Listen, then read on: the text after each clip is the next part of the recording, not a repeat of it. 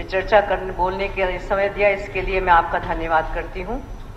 किसी भी देश व प्रदेश के विकास के लिए ज़रूरी है कि वर्तमान में कार्य करते हुए भविष्य का संकल्प लिया जाए। हमारे प्रदेश के यशस्वी मुख्यमंत्री जी ने जो बजट पेश किया है वह विकसित हरियाणा के संकल्प की ओर जाने वाला पहला और बेहद महत्वपूर्ण कदम है। महिला होने के नाते मैं जानती हूँ कि एक घर का बजट कितना अहम होता है। उसी तरीके से प्रदेश मुखिया ने अपने बजट में उन तमाम बातों का ध्यान रखा है जो आम जनमानस के लिए बेहद ज़रूरी है। ये पहली बार है मोरनी के दुर्गम इलाके से लेकर दक्षिण हरियाणा समेत 90 की 90 विधानसभाओं का जिक्र इस बजट में है। मैं विशेष रूप से माननीय मुख्यमंत्री जी का धन्यवाद करना चाहूँगी कि उन्होंने मेरे सुझाव बजट में शामिल किए और मोरनी के किसानों की आय बढ़ाने का जिक्र करने के साथ साथ सड़क इंफ्रास्ट्रक्चर और सुधारने की बात भी अपने बजट अभिभाषण में की। ये बजट सिर्फ नंबर का खेल नहीं है, बल्कि हरियाणा के हर गांव, हर शहर, हर घर की उम्मीदों का एक खूबसूरत सपना है। ये हमारी मेहनती माताओं, बहनों, हमारे कर्मठ किसानों, हमारे नौजवान और आने वाली पीढ़ी के लिए एक नई सुबह लेकर आया है। इस बजट में 7 ऐसी खास बातें हैं जो मेरे दिल को छू गई हैं। खेती, शिक्षा, महिलाओं की ताकत, स्वास्थ्य, उद्योग, सड़क, बिजली जैसी सुविधाएं और सबसे अनोखा भविष्य की तैयारियां। आज मैं इन्हीं पर बात करूंगी और बताऊंगी ये बजट हरियाणा को कैसे तरक्की की नई मंजिलों तक लेके जाएगा। Department of future and Haryana AI mission, Haryana का नया युग। लेकिन सबसे पहले मैं इस बजट में उन अनोखी बात से शुरू करना चाहती हूं जो इसे हरियाणा के लिए एक मील का पत्थर बनाती है। डिपार्टमेंट ऑफ फ्यूचर और हरियाणा AI मिशन, ये 2 प्रस्ताव हरियाणा को सिर्फ आज का नहीं बल्कि कल का चैंपियन बनाने का वादा करते हैं। ये वो प्रस्ताव हैं जो हरियाणा को भविष्य की दुनिया में सबसे आगे खड़े करेगा। डिपार्टमेंट ऑफ फ्यूचर नाम से एक नया विभाग बनेगा। सोचिए, ऐसा विभाग जो आने वाली चुनौतियों को पहले ही भांप लेगा और उनके हल सुझाएगा। जलवायु परिवर्तन, AI, रोबोटिक्स जैसी नई तकनीक दुनिया को बदल रही है। नौकरियां बदल रही हैं, जिंदगी बदल रही है, लेकिन ये विभाग सुनिश्चित करेगा कि हरियाणा पीछे ना रहे बल्कि इन बदलावों का नेतृत्व करे। दूसरी ओर हरियाणा AI मिशन के तहत गुरुग्राम और पंचकूला में AI हब बनेगा। हमारे 5000 नौजवानों को नई तकनीकी की ट्रेनिंग मिलेगी। इससे वो दुनिया की सबसे अच्छी नौकरियों के लिए तैयार होंगे। विश्व बैंक ने इसके लिए 474 करोड़ रुपए की मदद का हाथ बढ़ाया है। खेती हमारी अन्नदाताओं की शान है। सबसे पहले बात करते हैं हमारे किसानों की। इस बजट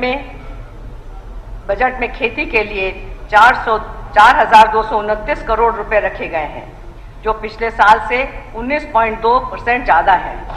बागवानी के लिए 1,068 करोड़ रुपए, पशुपालन के लिए 2,083 करोड़ का इंतजाम है। मुझे खुशी है कि प्राकृतिक खेती का लक्ष्य 25,000 एकड़ से बढ़ाकर 1 लाख एकड़ किया गया है। देसी गाय खरीदने की मदद 25,000 से बढ़ाकर 30,000 रुपए हो गई है। मेरे कालका क्षेत्र में मोरनी का पहाड़ी इलाका है, जहां किसानों को फसल उगाने में बहुत मुश्किल होती है। इस बजट में मोरनी के किसानों की आय बढ़ाने के लिए खास योजना की घोषणा हुई है। ये मेरे क्षेत्र के लिए बहुत बड़ी बात है और इसके लिए मैं मुख्यमंत्री जी का दिल से धन्यवाद करती हूँ। धान छोड़ने वाले 700 की जगह 800 रुपये प्रति एकड़ और पराली प्रबंधन के लिए 1,000 की जगह 1,200 रुपये मिलेंगे।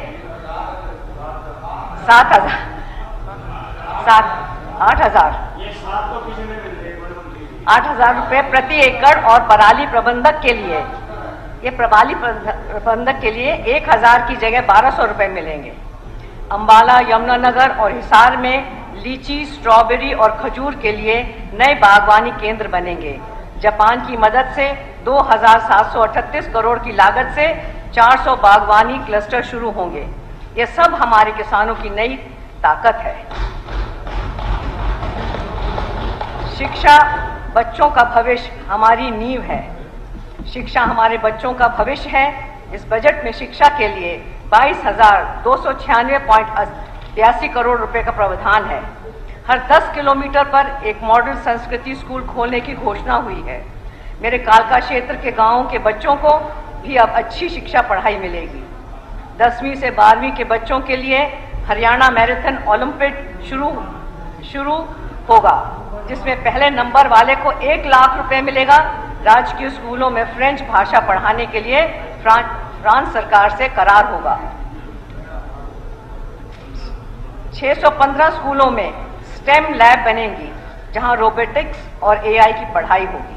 ये सब देखकर मुझे गर्व होता है कि हमारे गांवों के बच्चे भी अब दुनिया से मुकाबला कर सकेंगे।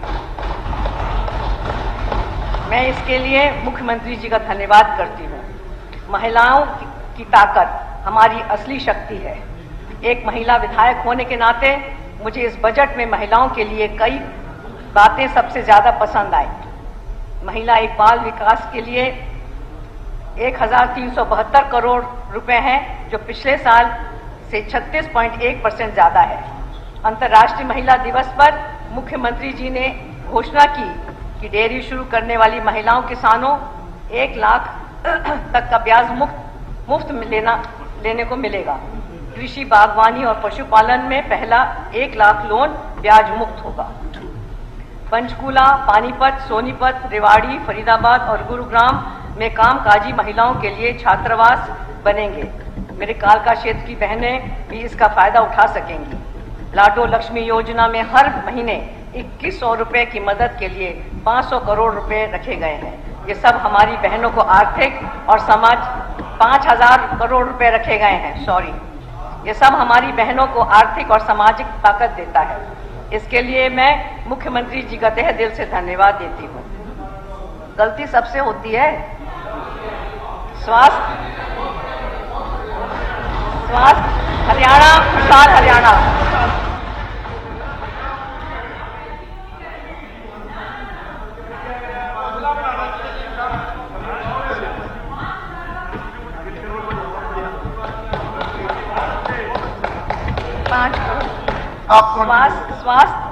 स्वास्थ्य हरियाणा, खुशहाल हरियाणा। स्वास्थ्य के लिए 10,159.54 करोड़ रुपए का प्रावधान है। हर जिला अस्पताल में 50 बेड का क्रिटिकल केयर ब्लॉक बनेगा। पंचकूला, फरीदाबाद, सोनीपत जैसे जिलों में मातृ शिशु स्वास्थ्य केंद्र खुलेंगे। अगले 2 साल में हर जिला अस्पताल में MRI, CT स्कैन और डिजिटल एक्सरे जैसी सुविधाएं आएंगी। रिवाड़ी और जींद में आयुष हर्बल केंद्र बनेंगे।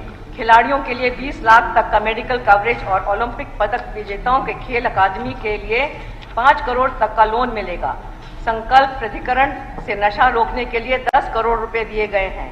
ये सब हरियाणा को स्वस्थ और मजबूत बनाएगा। इसके लिए मैं मुख्यमंत्री जी की शुक्रगुजार हूँ। उद्योग, रोजगार का नया दौर। हरियाणा को उद्योग का हब बनाने के लिए बड़े कदम उठाए हैं। 10 शहरों में मॉडल इंडस्ट्रियल टाउन बनेंगे, जिसमें अंबाला में 800 एकड़ का IMT शामिल है। मैं निवेदन करती हूँ कि कालका पिंजौर बद्दी रोड पर भी ऐसा टाउनशिप बनाया जाए, ताकि मेरे क्षेत्र के नौजवानों को भी रोजगार मिले। IMT मानेसर में 55 MLD का CETP पानी की रिसाइकलिंग करेगा, जिससे जीरो वाटर वेस्टेज का सपना सच होगा। एक ब्लॉक एक उत्पादन योजना से जींद, अंबाला और करनाल में क्लस्टर बन चुके हैं और 10 नए क्लस्टर फास्ट ट्रैक पर स्वीकृत होंगे। 50 उद्यमियों को इकाइयों को वैध माना जाएगा और औद्योगिक क्षेत्रों में मल्टी लेवल पार्किंग बनेगी। ये सब हरियाणा में रोजगार और तरक्की लाएगा। मैं इसके लिए मुख्यमंत्री जी का धन्यवाद देती हूँ। Sir 2 minutes. सड़क बिजली हरियाणा की रफ्तार। बिना अच्छी सड़कों और बिजली के तरक्की नहीं होती। इस बजट में लोक निर्माण के लिए 4,830 करोड़ रुपए है। 6,500 किलोमीटर सड़कों की मरम्मत होगी और हर 5 साल में सभी सड़कों को ठीक करने की योजना है।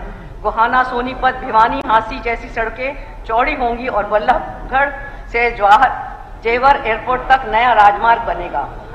परिवहन के लिए 3,338 करोड़ रुपए हैं। हर जिले में ऑटोमेटिक बस वॉशिंग मशीन आएगी और अगले 5 साल में 30% इसे इलेक्ट्रिक होगी। इससे प्रदूषण कम होगा और हरियाणा की हवा साफ रहेगी। मुख्यमंत्री जल संचार योजना में 100 तालाब और 2,200 पानी के टैंक बनेंगे, जिससे पानी की हर बूंद का सही इस्तेमाल होगा। ये सब हरियाणा को तेज और हरा भरा बनाएगा। माननीय अध्यक्ष महोदय, ये बजट 2,05,17.29 करोड़ रुपए का है, जो पिछले साल से 13.7 ज्यादा है। ये बजट हरियाणा की मिट्टी से निकली वो चिंगारी है जो हमारे किसानों की मेहनत, हमारी बहनों की हिम्मत, हमारे नौजवानों के सपने और हमारे बच्चों के भविष्य को रोशन करेगी। ये सिर्फ एक बजट नहीं, हरियाणा की नई पहचान है। एक ऐसा हरियाणा जो न सिर्फ भारत का गर्व बनेगा बल्कि दुनिया को रास्ता भी दिखाएगा। मुझे गर्व है कि इस बजट हमारे आदरणीय प्रधानमंत्री मोदी जी का सबका साथ, सबका विकास, सबका विश्वास और सबका प्रयास के मंत्र को चरित्र करता है और हर वर्ग का ध्यान रखता है। मैं इस सदन के सभी सम्मानित सदस्यों से अपील करती हूं कि वो सभी इस समावेशी बजट का समर्थन करें ताकि हरियाणा तरक्की की नई मंजिल को छू सके। एक बार फिर इस ऐतिहासिक बजट के लिए माननीय मुख्यमंत्री जी का बहुत बहुत आभार।